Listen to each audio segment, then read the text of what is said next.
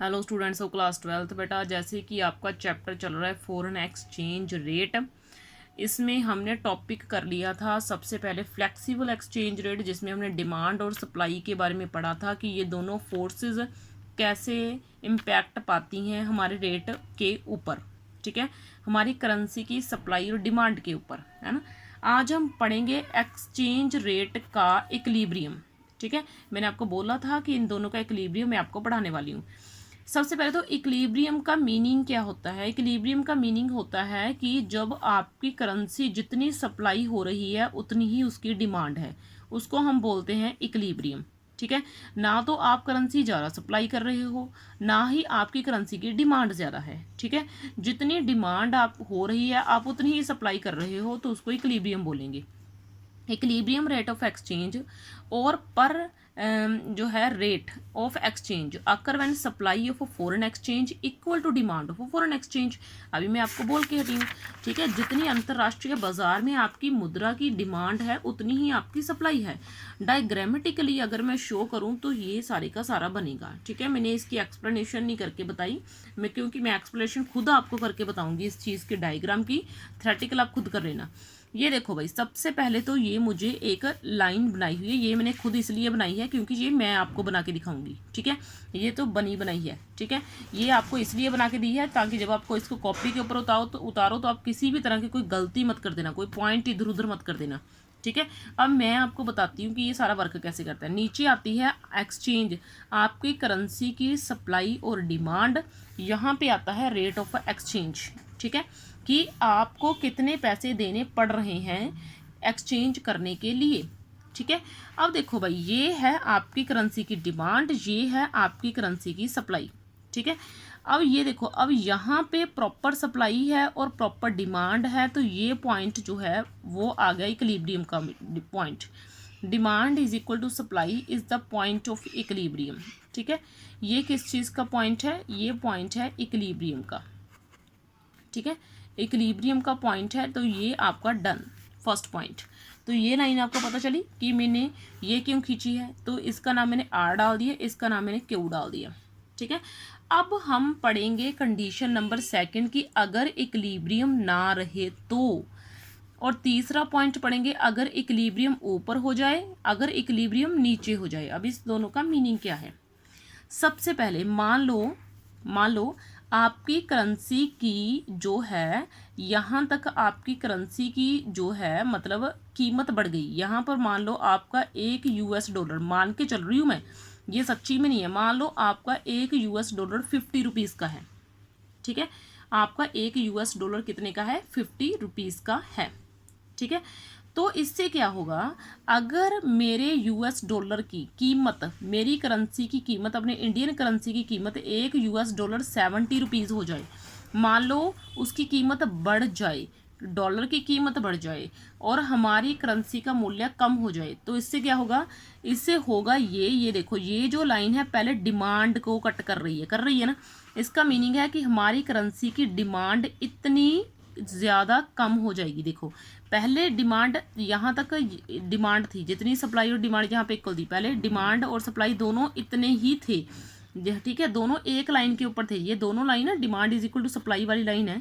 ठीक है, अब ये देखो, जब हमारे करेंसी की कीमत कम हो जाएगी अंतर्राष्ट्रीय बाजार में, आप बोलोगे कि हमारा पैसा तो एक ना, बच्चों को बहुत डिफिकल्टी होती है ये समझने में, मैं आपको ये भी अच्छे तरीके से समझा दूँ।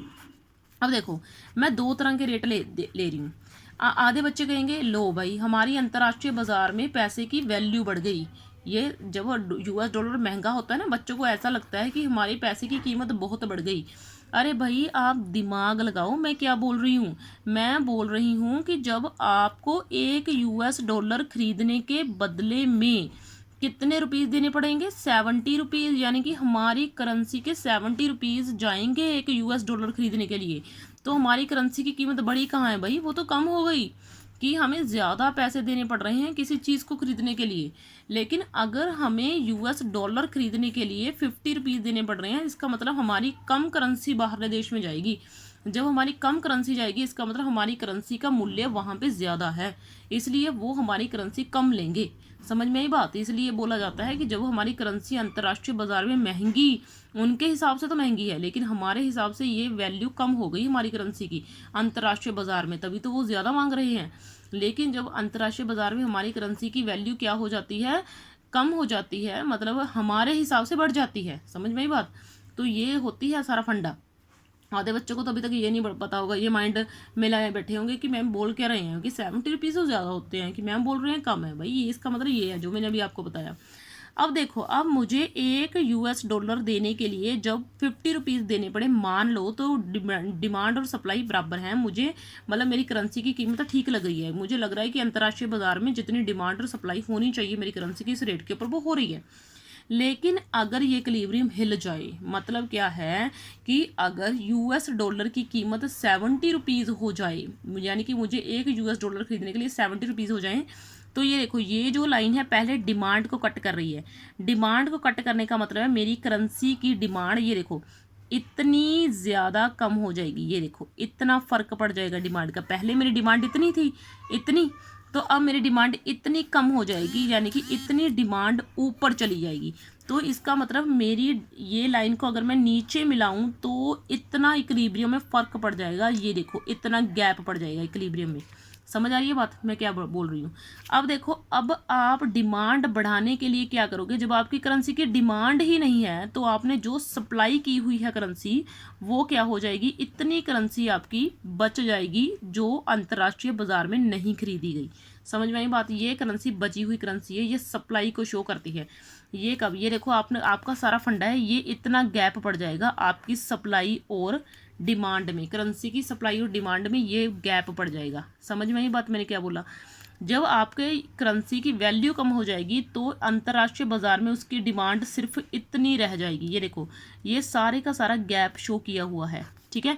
डिमांड यहाँ से यहाँ आ जाएगी और सप्लाई यहाँ से यहाँ आ जाएगी, यानी कि सप्लाई बढ़ जाएगी, क्योंकि जब कोई ले ही नहीं रहा तो आपकी करेंसी जैसे पड़ी है वैसी बढ़ी है, ठीक है। तो सप्लाई तो बढ़ गई लेकिन डिमांड कम होगी, तो ये इक्विलिब्रियम प्रॉपर नहीं बना, इतना गैप शो कर दिया, ठीक है। लेकिन अगर आपकी अंतर्राष्ट्रीय बाजार में पैसे की कीमत, आपके इंडियन रुपये की कीमत क्या हो जाए, कम हो जाए, यानी कि आप हमारे हिसाब से ज़्यादा हो जाए, है ना, यानी कि हमारी करेंसी का मूल्य बढ़ जाए, ठीक है, तो इससे क्या होगा, अंतर्राष्ट्रीय बाजार में आपकी डिमांड, ये देखो डिमांड कितने कहाँ पे कट कर रही है, ये रही डिमांड, ये रही डिमांड कब, ये देखना डिमांड कब ये है, तो अंतर्राष्ट्रीय बाजार में आपके पैसे की कीमत देखो इतना डिमांड हो जाएगी आपके पैसे की, इतनी डिमांड आपके पैसे की हो जाएगी अंतर्राष्ट्रीय बाजार में। और ये रही सप्लाई कर्व, लेकिन आप उतनी सप्लाई कर नहीं पाओगे, आपकी पैसे की सप्लाई इतनी होगी, डिमांड इतनी ज़्यादा होगी। ये देखो डिमांड ये सारी है और सप्लाई ये सारी है, ठीक है।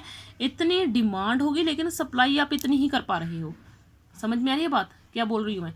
तो फिर इक्विलिब्रियम हो गई, ये सारे का सारा नीचे वाला फिर इक्विलिब्रियम हिल गया, ये यहाँ से लेके यहाँ तक ये जो ट्राइंगल बनी है ये इक्विलिब्रियम हिल गया, ऊपर इतना इक्विलिब्रियम हिल गया। अगर पैसे की कीमत कम हो जाए तो इतना कीमत, अगर पैसे की कीमत बढ़ जाए तो इतना फ़र्क, ये देखो। समझ में आ रही है बात?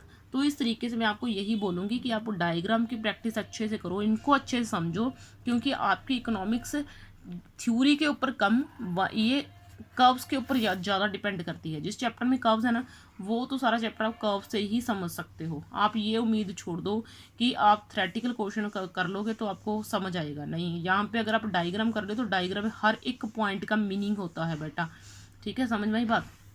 तो मैंने आपको ये करवा दिया। अब देखो बेटा, अब मैं आपको बोल रही हूँ इम्पैक्ट हैं चेंज के डिमांड और सप्लाई। अब देखो, अगर डिमांड और सप्लाई चेंज होगी, आपकी फॉरेन करेंसी की सप्लाई चेंज होगी, आपकी फॉरेन करेंसी की डिमांड चेंज होगी, तो वो तो ऑब्वियस है कि हमारी फॉरेन करेंसी की डिमांड और सप्लाई का हमारी करेंसी के ऊपर फ़र्क पड़ेगा, ठीक है। अब देखो, increase in demand for a foreign currency occurs when more of it is demanded at its existing price. अब मान लो $1 हम 50 रुपीज़ का दे रहे हैं, तो इसका मतलब क्या है, ले रहे हैं, तो अगर इसी प्राइस को मंजूरी मिल जाती है कि उनको ये ज़्यादा महंगा नहीं लगता, हमें ज़्यादा मतलब ख़राब नहीं लगता, तो एग्जिस्टिंग प्राइस के ऊपर, यही प्राइस के ऊपर हमारी करेंसी की डिमांड ज़्यादा की जाती है तो उसको बोला जाता है डिमांड में इंक्रीमेंट हो गया। ठीक है, अब देखो जब डिमांड कम होती है तो इसका मतलब क्या है कि अंतर्राष्ट्रीय बाजार में हमारी ये कीमत को सही नहीं समझा जा रहा यूएस डॉलर की, तो वो हमारी डिमांड कम कर देते हैं फॉरेन करेंसी की। समझ में आई बात मैं क्या बोल रही हूँ। लाइकवाइज वैसे ही अगर मैं बोलूँ हमारी करेंसी की सप्लाई ज़्यादा है, हमारी करेंसी की सप्लाई का मतलब क्या है, भी जितनी डिमांड एक्चुअल में हमारी करेंसी की है हम उससे ज़्यादा करेंसी अंतर्राष्ट्रीय बाजार में भेज रहे हैं। ठीक है, और ये भी आपके फॉरेन एक्सचेंज रेट के ऊपर डिपेंड करेगा।